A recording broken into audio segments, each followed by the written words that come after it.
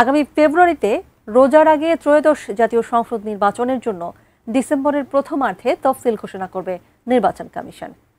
প্রধান উপদেষ্টার চিঠি পাওয়ার পর নির্বাচন কমিশনার আবুল ফজল মোহাম্মদ সানাউল্লাহ বৃহস্পতিবার বিকেলে একথা জানান।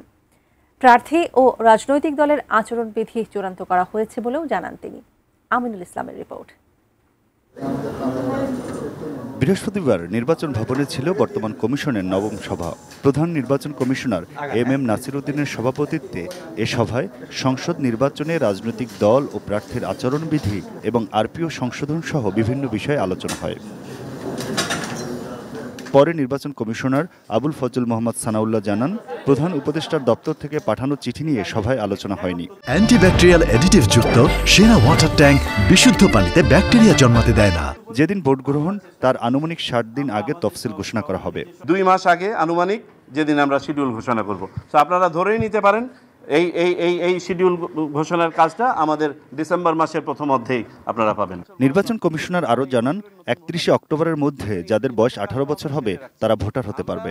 31 অক্টোবর পর্যন্ত নিব যারা শুধুমাত্র 2025 সালের এই 10 মাসের মধ্যে 18 বছর বয়ঃপ্রাপ্ত হয়েছে। প্রবাসী ভোটাররা এবার পোস্টাল ব্যালটে ভোট দিতে পারবেন বলেও জানান এই নির্বাচন কমিশনার। প্রবাসীরা ভোট দিবেন সিম্বল যখন অ্যাসাইন করা হবে প্রার্থীদেরকে, তারপরে সেইভাবে তাদেরকে নির্দেশনা দেওয়া থাকবে এবং উনিও সেভাবে ডিক্লারেশন দিবেন। প্রার্থী এবং দলের যে আচরণবিধির খসড়া ছিল, যেটার উপরে আমরা মতামত নিয়েছিলাম অনলাইনে এটা দেওয়ার পরে, সেটার ভিত্তিতে আজকে এই আচরণবিধি চূড়ান্ত করা হয়েছে।